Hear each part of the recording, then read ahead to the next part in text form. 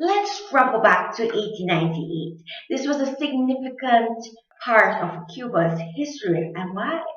They were fighting against Spain for their independence. But before we go to the battle, let me just note one thing. America and Cuba were already political allies. America had their business in Cuba, and they could benefit from all their businesses, and that was great at the time while Fulgencio Baptista was in power. Now, let's go back to Cuba wanting to fight for their independence.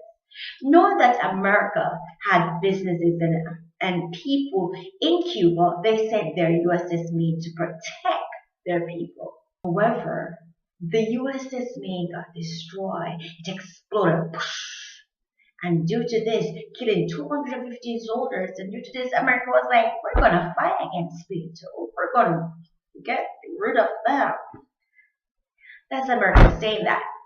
And this, to do this, they developed a amendment saying that after Cuba fights for their independence and wins, they will not interfere with Cuban affairs.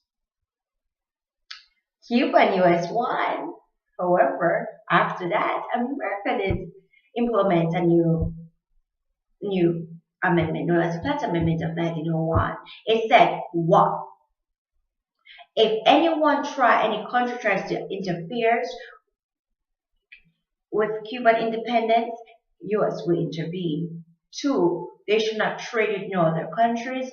3, that they will set up naval bases to protect the Cuban and American people.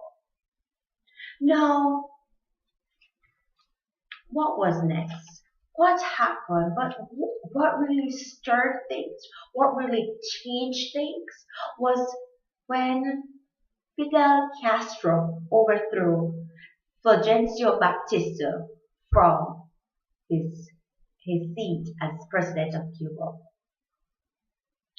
Fidel Castro had a different manifesto than American democratic way of thinking and running their country. Fidel Castro's leadership was all about communism, and America feared that because Fidel Castro was linking ties with the Soviet Union, and that was America's enemy. Of course, you're going to be scared of that. Be fearful that it was entering in their hemisphere, in that side of the hemisphere. And so because of this, things started to change. The relationship between Cuba and US started to change. Cuba hiked taxes with the United States, and they in turn did the trade embargo. Trade embargo, so they cannot import or export. When Castro became president, he as again enforced communist and the communist doctrines and techniques to his country. And a lot of Cubans were fearful of that because they didn't have freedom of speech, and there was political persecution, they were suppressed, and due to this they fled to America because of this, what was going on.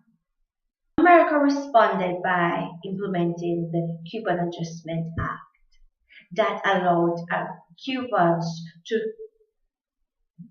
to go to live in America as legal residents.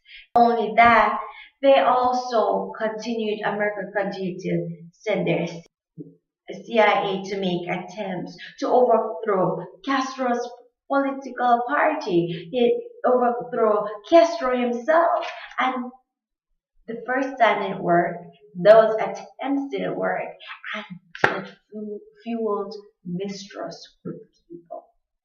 That fueled mistrust with Castro. And due to this, they communicated with the Soviet Union and were like, can we get some missiles and put it right up in there in Cuba Because if America tries to fight us, we got weapons. If they try to intervene again, we got weapons. And again, America sent their CIA to continue to investigate what was happening in Cuba. And guess what? They found out the missiles. And you know what they found out? Cuba, they tried to make an agreement and get rid of the missiles. Of the Cold War with the Soviet Union, we should see that they are enemies. And even trade, Cuba even increased trade, heightened taxes, and this led to America implementing the trade embargo. These were majority of the influences that led to Cuba and America separating their ways.